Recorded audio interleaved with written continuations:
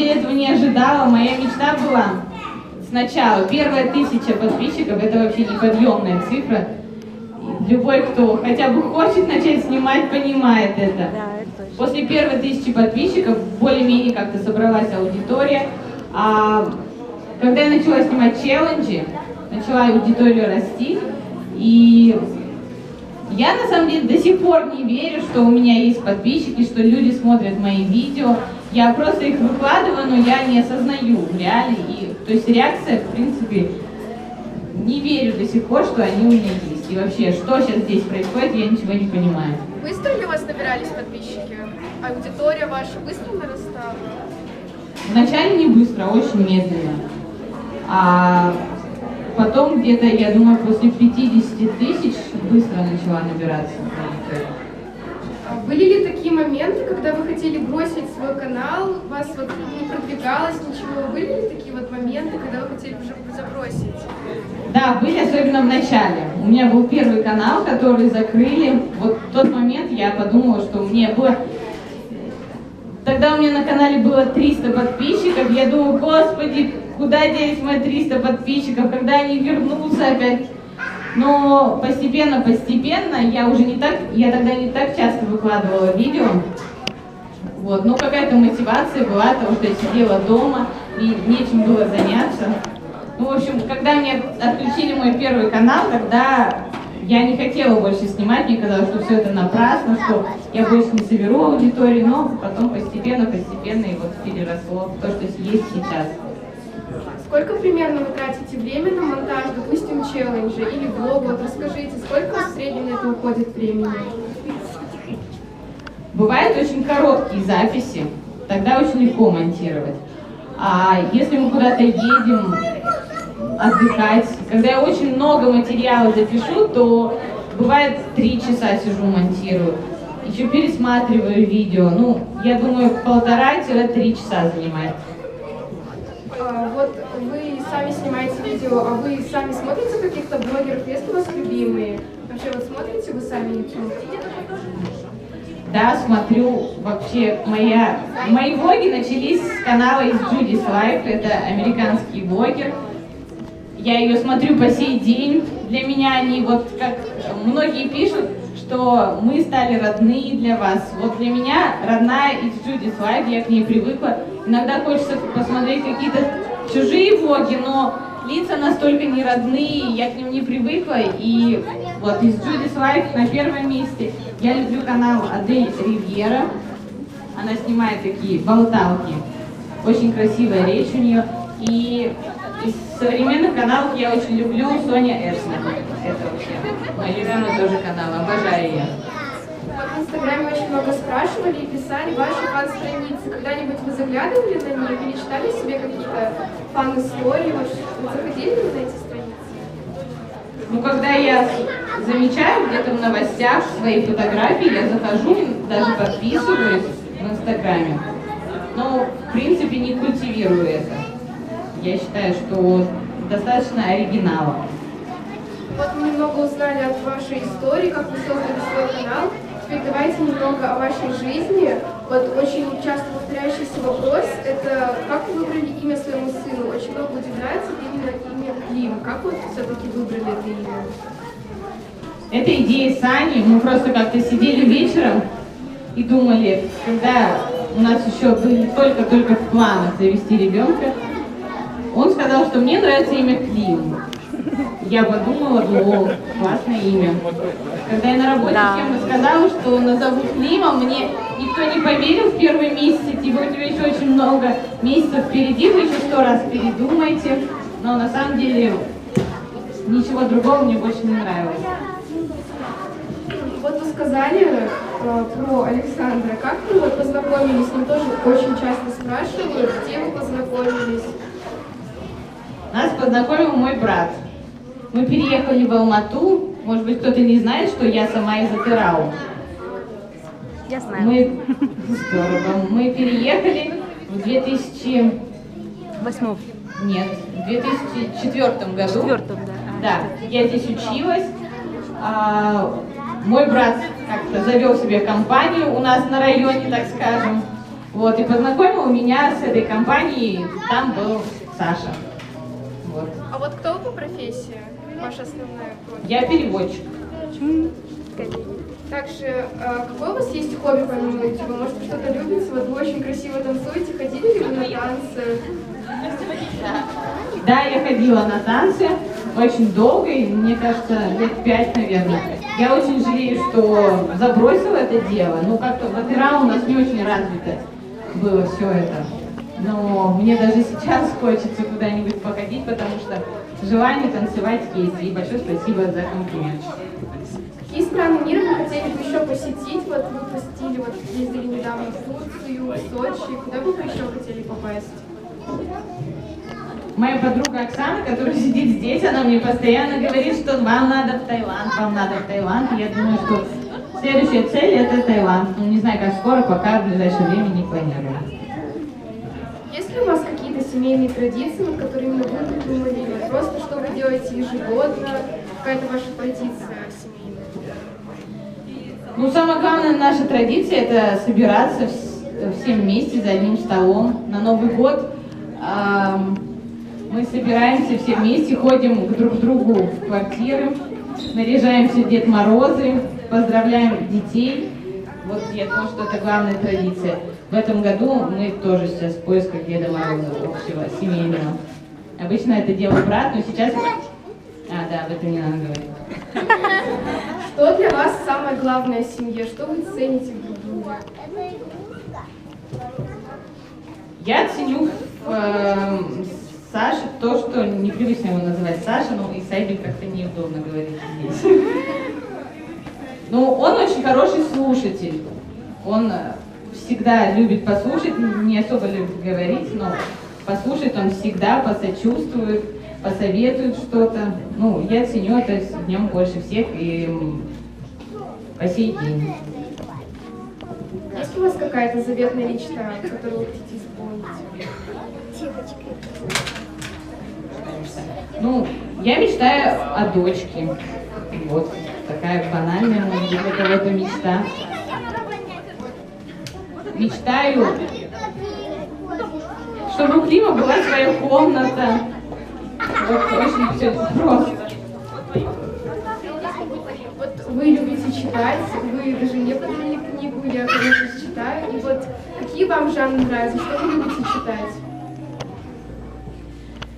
Я люблю исторические книги, обожаю классику. Теодор Драйзер — это мой любимый писатель, которого я вот сейчас взахлеб читаю. Но в свое время я любила вот «Сумерки», я все перечитала на английском и на русском, и даже перечитывала, там, когда мне нечего было читать. Вот, но на самом деле классика больше всех фаворитов. От чего вы черпаете вдохновение? Что является вашим вдохновителем? То есть, если говорить о том, что я выбираю для своих влогов, то, что мне обычно самой интересно смотреть, то я стараюсь снимать в своих влогах, чтобы, в принципе, зрителям тоже было интересно. Хотя, в первую очередь, все это делается на память, но и именно избирательность такова, что мне самой интересно, то я стараюсь и снимать. Вы сейчас представляете свою жизнь без съемки видео? Представляете ли вы когда-нибудь, вот что бы вы делали сейчас, если бы у вас не было такого вот основательного хобби?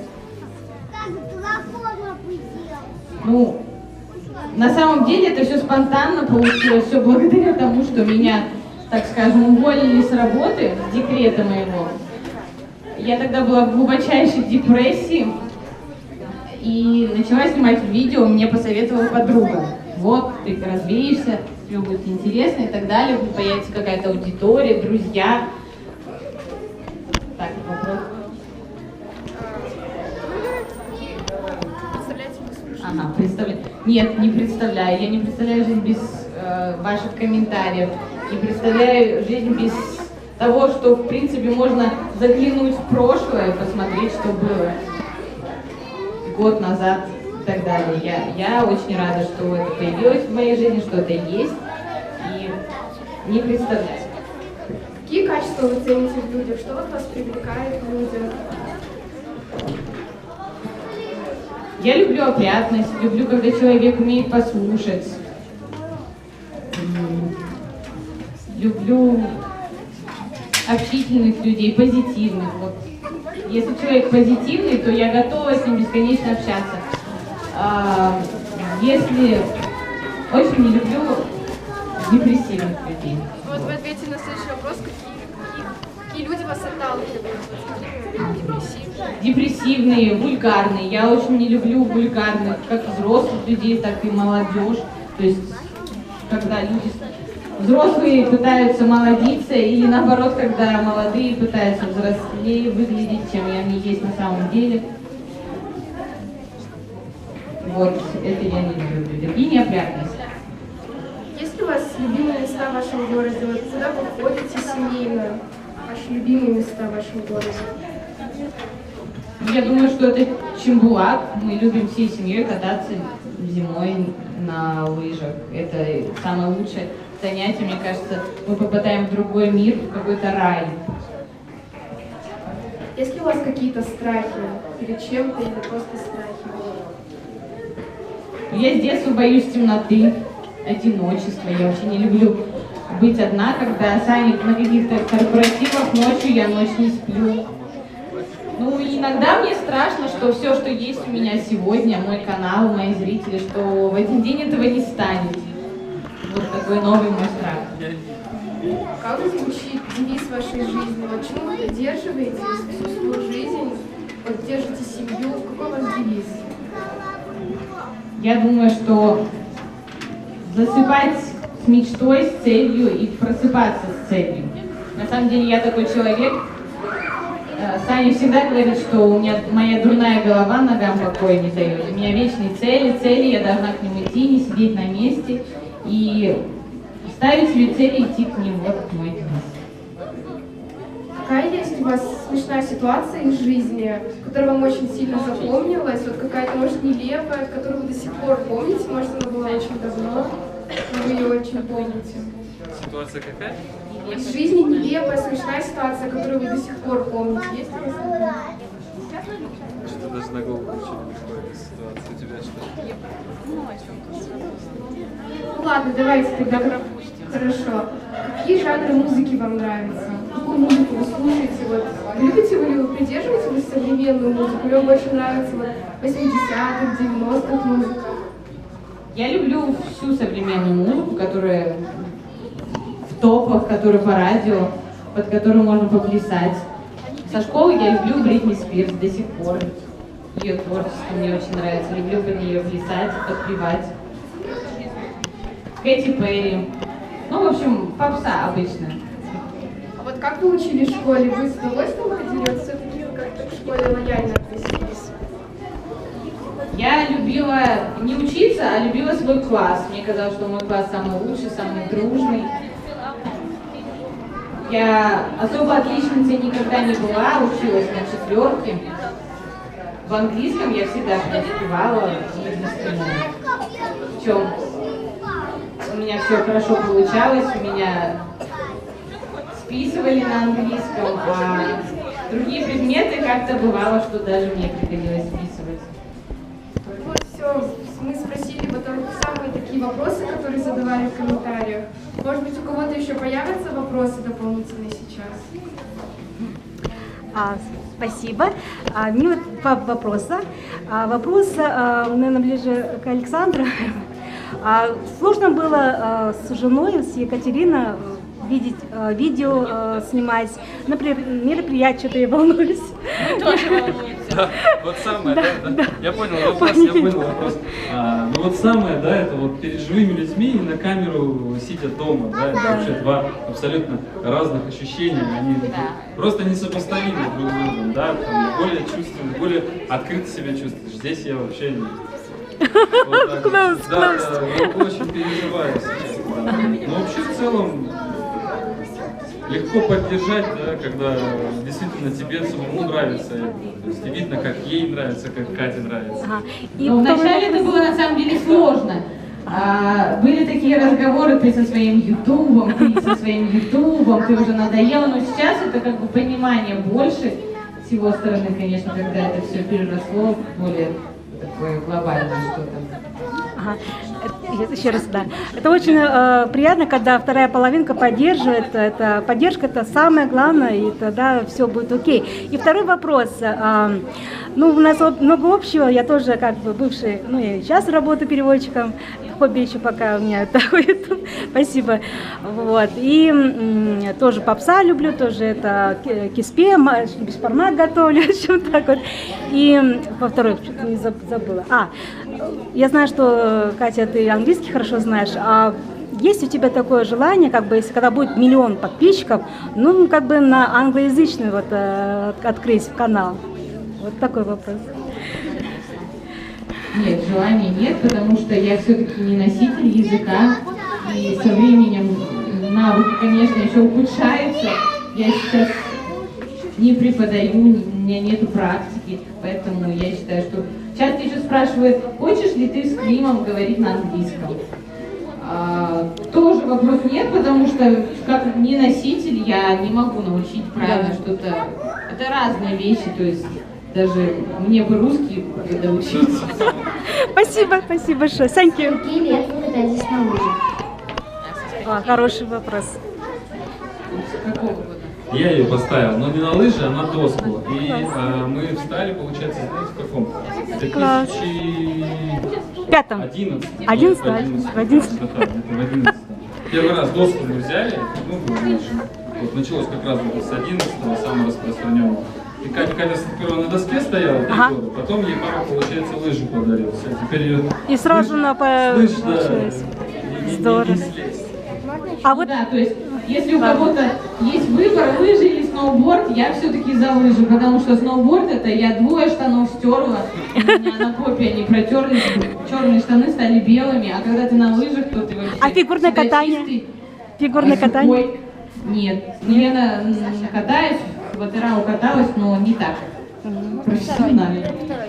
Вот еще, давай. Катя, а вы будете дальше вот много лет снимать свои видео и фан-встречи? И фан-встречи? Да. Фан-встречи. Я вообще на самом деле не планировала в Алмате делать фан-встречу. Все, что сейчас происходит, это для Дианы просто большое желание помочь человеку. Снимать я планирую, да, дальше, пока еще я даже не знаю, что может меня остановить. А не тяжело ли вам трудно снимать? Он не капризничает при съемках? Капризничает. Часто не совсем хочет делать то, что мы его просим делать. Вот. Сложновато бывает. Продолжай дальше. По очереди. Хотя мы очень хотим побывать в Сочи. Ваши впечатления в Сочи? Очень хочется узнать. Мне не хочется как бы обижать Сочи, но мы сами решили, что в следующий раз, если у нас будет выбор Сочи или Турция, мы лучше поедем в Турцию. Как бы. Я считаю, что Сочи это такой город для патриотов, для россиян. Ну, меня особо ничего не впечатлило. А Турция, во. Да, в Турции Да, сервис классно. есть. И, погода, конечно, мы сами поехали не в то время, когда можно было купаться. Ну, вот вся атмосфера, как бы, Турция лучше. Классно. Там для детей хорошие И условия. жить бы я там тоже не хотела бы. Такая вот красивая деревня, где врачей нет, школы переполнены, классы, детсады, все очень дорого. Есть. Вот. Хотели бы жить еще в другой стране? Вот, так что. Ну, я даже не знаю. Хотела бы, наверное. Я и свою страну люблю, но я всегда за то, что более такое глобальное, развитое. Вот если бы была возможность. Но пока как бы люблю Алмату, люблю свою страну, пока ничего такого даже не знаю. В Америку я бы точно не хотела ехать. В России, может быть, я пожила, в принципе, мне в Москве понравилось. Можно узнать, извините, про многоразовые памперсы в начале? Вот мы как-то услышали, у нас маленький ребенок появился в семье. Вот. Расскажите, пожалуйста. Ну, я думаю, это супер.